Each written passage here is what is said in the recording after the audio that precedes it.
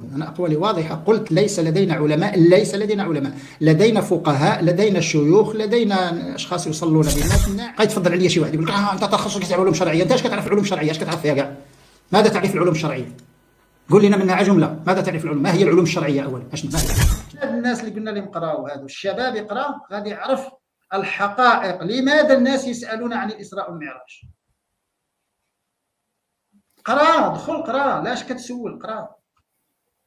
لماذا تسأل عن الحور العين؟ دخل قرا، دخل قرا.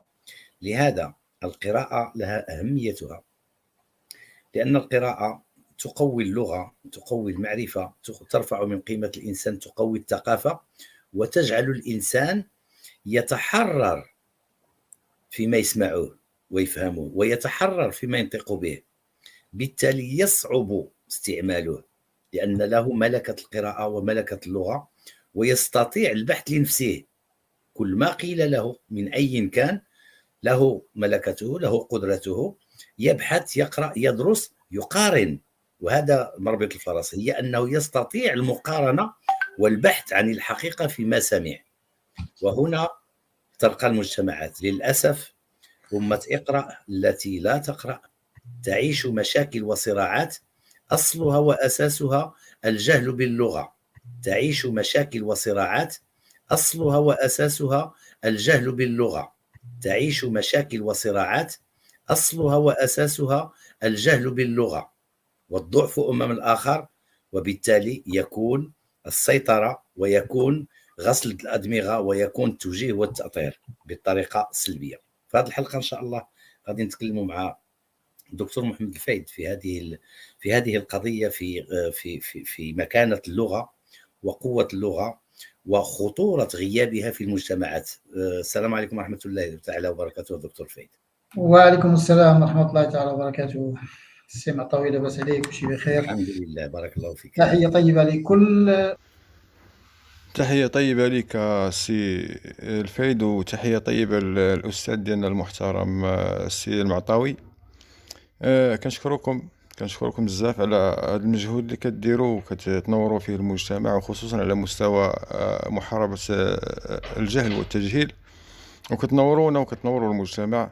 غير هو عندي واحد السؤال، الله يجازيك بخير سي المعطاوي، وحتى سؤال موجه حتى لسي الفايد إلا كان ممكن، الله يجازيكم بخير. واحد السيد راه درت المقطع ديالو هنا في هذا الفيديو هذا، مسكين عنده نقص شويه في اللغه العربيه وبغى يتعلم اللغه العربيه. الا كان ممكن نديروا معاه شي دروس تقويه هكاك، شوفوا لي شي وقيات واخا عبر الواتساب ولا حتى في اليوتيوب، الا كان ممكن، واخا غير 5 دقائق من وقتكم، الله يرحم لكم الوالدين، علموه شويه اللغه العربيه. الله يجزيكم بخير. المقطع ديالو ان شاء الله غتسمعوه وغتبين تشوفوا دوك الاخطاء مسكين اللي كيدير في اللغه العربيه، وحاولوا كيفاش تصلحوا ليه، راه ما تعرفش مسكين يتكلم كاع. الله يرحم لكم الوالدين. فهذا مشكل القراءة والله مشكل عويص. ويعني أنا تقريبا هذه السنة كلها دوزتها مع الناس ومع الشباب، كنقول لي اقرأ وبالحرف هكذا، قلت له قرأ لا يضحكوا عليك. وربما درنا حلقة أنا وياك فيها ساعة و40، قلنا للشباب اقرأ ولا غادي يضحكوا عليك، ولا زلت أرددها. الشباب قرأ ولا راه يضحكوا عليك. ولكن لا قال الرسول صلى الله عليه وسلم سنقرئك فلا تنسى، وقرأ ماشي هي تلا. وإذا قرئ القرآن فاستمعوا له، هنا قراءة ماشي تلاوة. والناس ما كيتبعوش حتى كلمات القرآن. تقول لي اللغة العربية، تقول يا ودي الله يهديك راك ما عارفاش اشتقاق ولا مصدر ولا بلاغة ولا إعراب ولا روين. من الآخر تقول لك أصول اللغة ودرسنا البلاغة ودرسنا أصول اللغة وأصول اللغة. يا ودي راه أصول اللغة راه أنت ما تقدرش اشتقاق الكلمة والله لا عملتيها. اشتقاق الكلمة والله لا عملتي الاشتقاق. عرفتي اشتقاق الكلمات في اللغة العربية شنو؟ راه كتخرج في معنى مغاير تماما. إن بعضا من الجمل التي تروج الآن ويدعي أصحابها أنهم على دراية باللغة لا تخضع لقوانين اللغة ولا تجري على سنن البيان العربي. ولنمثل مثلا بقولهم أمة اقرأ. متى كانت الكلمة تضاف إلى الألفاظ الإنشائية في اللغة العربية؟ هل يجوز هذا؟ أمة اقرأ، من هذه العبارات؟ هل هذه العبارة صحيحة؟ أول ما نبدأ فيه في النقاش أي نوع من الإضافة هذه؟ الإضافات معروفة معينة في اللغة العربية، وإذا كانت هذه إضافة بينوا نوعها، ما هو هذا النوع من الإضافة. ثم بعد هذا يرد السؤال الثاني: هل يجوز أن يضاف اللفظ إلى صيغة إنشائية؟ هل يمكن هذا؟ وإذا كان هذا سائغا في العقول، ما التوجيه الذي يمكن أن يكون قائدا إلى صحة هذه المقالات؟ هذه عبارة فاسدة. للأسف أمة اقرأ التي لا تقرأ، للأسف أمة اقرأ التي لا تقرأ. للأسف أنك باغي تعلم قبل ما تتعلم، وللأسف أنك باغي تفهم قبل ما تفهم، وللأسف أنك باغي تعلم وأنت جاهل. هذا هو اللي خصنا نتأسفوا عليه. خصنا نتأسفوا عليك أنت السي المعطاوي وعلى السي الفايد. فاقد الشيء لا يعطيه من طبيعة الحال، وهذا هو السبب اللي خلاكم كتهربوا من المناظرة. كتهربوا من المناظرة، ما قدرتوش تواجهوا ولو حتى طالب علم. طلب منكم المناظرة حمزة الخالدي، ما قدرتوش تواجهوه، وطلب منكم المناظرة كمال فهمي، ما قدرتوش تواجهوه، ولحد الآن التحدي مازال قائم. ولكن كيفاش تكون عندكم الجرأة وتخرجوا وتواجهوا طلبة العلم بلا ما نهضروا على العلماء الكبار؟ نهضروا معكم غير على طلبة العلم. ما تقدرش لا انت السي المعطاوي ولا السي الفايد، ما تقدروش على المناظرة، لأن ما عندكمش ما تقولوا والو، ما عندكمش ما تقولوا. المخير فيكم ما كيقراش حتى آية لا حق وطريقة وباغي المناظرة. كتذكروني بواحد القصة وقعت الشيخ ناصر الدين الألباني الله يرحمه مع واحد السيد كان كيدعي علم الغيب. هذاك السيد اللي كيدعي علم الغيب سمع باللي راه الشيخ ناصر الدين الألباني راه كيكذبوا، راه ما كيصدقوش في داك الشيء اللي تيقولوا، من طبيعة الحال راه غادي يكذبوا. مشى عنده وقال ليه: واش انت الشيخ ناصر الدين الألباني واش كتكذبني؟ قال ليه: كنكذبك، الغيب ما كيعلموش الا الله سبحانه وتعالى. وقال ليه: واش تستطيع تناظرني ندير انا وياك مناظره؟ قال ليه الشيخ ناصر الدين الألباني: اييه ندير مناظره ولكن عندي شروط. هو يقول لي هذاك اللي كيدعي علم الغيب، قال ليه: شنو هي هاد الشروط؟ فوا قال لي شنو هي هاد الشروط الشيخ ناصر الدين الألباني الله يرحمه، قال لي: صافي راه سالات المناظره. قال لي: علاش سالات المناظره وحنا باقيين يلاه كنتفاهموا على الترتيب ديالها؟ قال لي: واش انت ما عرفتيش حتى الشروط اللي غنشترط عليك عاد غتعلم الغيب والتسير بحالك؟ نفس الشيء، راه هادشي اللي واقع دابا مع المعطاوي ومع الفايدة. الناس مساكن جهال، والمصيبة هي باغيين يعلموا الناس. اقرأ. ثانيا: ليس عندنا كذا. هذه العبارة تستعمل في الملك، لا تستعمل في التسلط على نفي أفراد معينين من القوم. ليس عندنا، هذه ليست عبارة صحيحة باللغة. ليس عندنا مفكرون، ليس عندنا علماء، هذه عبارة فاسدة. الذي يدعي أنه يعرف اللسان ويتبجح. أنا أقوالي واضحة، قلت ليس لدينا علماء، ليس لدينا علماء، لدينا فقهاء، لدينا شيوخ، لدينا أشخاص يصلون بالناس. قاعد تفضل عليا شي واحد يقول لك أنت تخصصك في علوم شرعية، أنت ايش كتعرف العلوم الشرعية؟ ايش كتعرف فيها كاع؟ ماذا تعرف العلوم الشرعية؟ قول لنا منها جملة، ماذا تعرف العلوم؟ ما هي العلوم الشرعية أولا؟ هذه ليست عبارة صحيحة. هذه عند العرب لفظة مخصوصة بالدلالة على نفي المملوك. ليس عندي مال، ليس عندي خيل، هذا هو المعروف. أما إذا أردت أن تنفي وجود أفراد لهم خصوصية فالعبارة الصحيحة ليس فينا. وإذا كان هذا قد حمله القوم على المجاز، ليس عندنا، فما هو هذا المجاز؟ ما هو نوعه؟ هل استكمل شروط المجاز؟ إذا كان الإنسان يتكلم بلغة العرب فهو يتكلم بلغة مربوطة بالقواعد ومعانيها معلومة لذوي البصيرة بهذه اللغة. ثم هذه فقط عبارة خطرت على بالي، وإذا فإن إذا تتبعنا هذا الكلام كله سوف يكون فاسدا بلغة العرب. هذه كلمة ليس عندنا هي ترجمة لكلمة الأمازيغية، أرد محلين. هذه هي العبارة الأمازيغية، يتكلمون بالأمازيغية مترجمة بألفاظ عربية أو بلغات أجنبية مترجمة بألفاظ عربية، ويريدون أن يتحدثوا عن لغة الضاد التي لها خصوصية في التركيب وخصوصية في المقاصد، والأوضاعها مختلفة عن أوضاع اللغة الأخرى. ثم بعد يقول علوم الكونية. شنو علوم الكونية؟ شنو هذه العبارة؟ هذه عبارة صحيحة من ناحية اللغوية. شنو علوم كونية؟ شنو كونية؟ كلمة كون في اللغة العربية ماذا تعني؟ ماذا تعني؟ ماذا تعني في لغة النظر؟ إذا استعملناها باللغة العربية فهي فاسدة، وإذا استعملناها بلغة النظر فهي كذلك.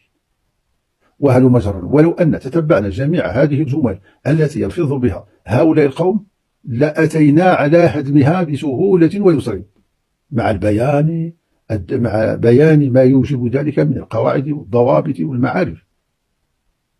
المسائل العلمية، الأمور التي تبنى بها المعارف هي أمور تترسخ على وتبنى على أصولها، وليس على ما يخطر بالبال. فإذا أتى شيء على الذهن صرف وجعل حقيقة. البال والنفس ليست هي الخارج، الخاطر والبال ليست هي العلوم. العلوم لها حقيقة موضوعية خارجية قد استكملت بناءها ووجودها بما تضمنته من قواعد ومعارف وعلوم.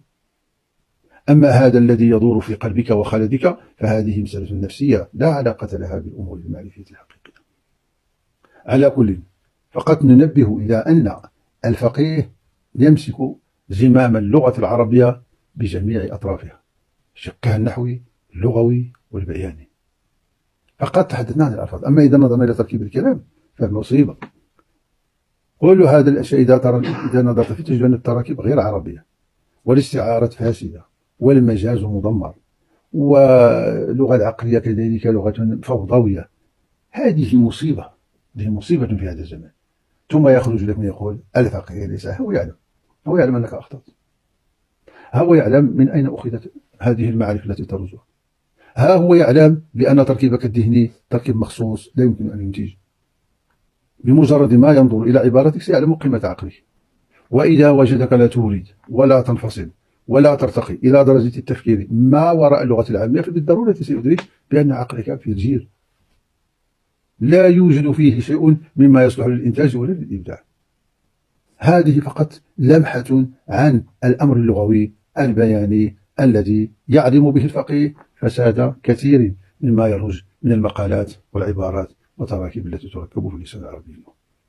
إذا قال أحدهم الفقه نعرفه، تعرفه من أين تعرفه؟ هل تستطيع أن تستخرج من القرآن والحديث الآن فرائض وضوء؟ أتحدى هؤلاء أمام الملأ أن يخرج أحدهم ويذكر كيف استخرجت هذه الأمور من نصوص القرآن والسنة والأدلة الأخرى، وما هي الأدوات المستعملة، وما هي المناهج التي اتبعت، وكيف ترك البعض وأعمل بالبعض. يجب أن تعلم بأن يهجم كثير من الناس الآن على النص الشرعي ويرون أنهم على قدرة وأن لديهم المؤنة الكافية من أجل تفسير النصوص الشرعية، وهذا هو الحمق. وعليك إذا سمعت مثل هذا أن تقول قال عليه السلام رفع القلم عن 3 ومن ذلك المجنون حتى يفق. المسائل علمية، المسائل لها ضوابط. هذه الشريعة لما نزل النص جاءت معه قواعده ومناهجه ومسالكه وطرقه. فالفقه له أصحابه، وهو علم خطير دقيق، ومن أراد أن يعرف ذلك فليأتي وليقول بأن هذه المسألة أستطيع أن أستخرجها. هذه المسألة عندنا جزئية عرضت في المعاملات، عرضت في أمر من الأمور، ثم عرضت تطرح عليه. إذا تحرك ذهنه ولو إلى أدنى مراتب التفقه فحينئذ سيكون هذا القول خطأ. وأنا على قطع بأنه سيذهب إلى ثقافته العامية، ثقافته التي غلبت على ذهنه والتي يتعامل بها في كسب بعض المعلومات الفاسدة. البعض يقول بأن الفقيه لا يفقه في هذه الموجودة الخارجية، ولذلك هو إذا تكلم يتكلم على جهل. أولا نريد أن نعرف ما الذي فات الفقيه، ما الذي لم يعرفه وطلب منه أن يعرفه. أما الفلسفات فتحت طيده، أما المنطق فهو ابن بجدته وحقن إهالته، أما الاستبداد النظري والاستقلال الفكري فهذا من خصائصه، أما علمه بهذه الأمور التي تقدم ذكرها على بسط وإدراك تام فذلك أمر لا يمكن أن يشك فيه. أما إذا قيل بأن هذا الذي يأتي هذه الأمور الأخرى يرى آية الرحمن في تلك الأشياء، فهل آية الرحمن لا توجد في الظواهر؟ ما الذي تدل عليه هذه الأشياء ولا يدل عليها هذا الذي يرى ويبصر ويسمع كل يوم؟ هذا الذي قيل بأنه يطلع على أسرار الخلق في هذه الدراسة، أليست أسرار الخلق موجودة في كل مكان؟ أليست آية الرحمن في الإنسان نفسه كافية مغنية شافية؟ المسألة ليست في الآيات، الأمر ليس في وجود الآيات، المشكل في من يدرك الآيات.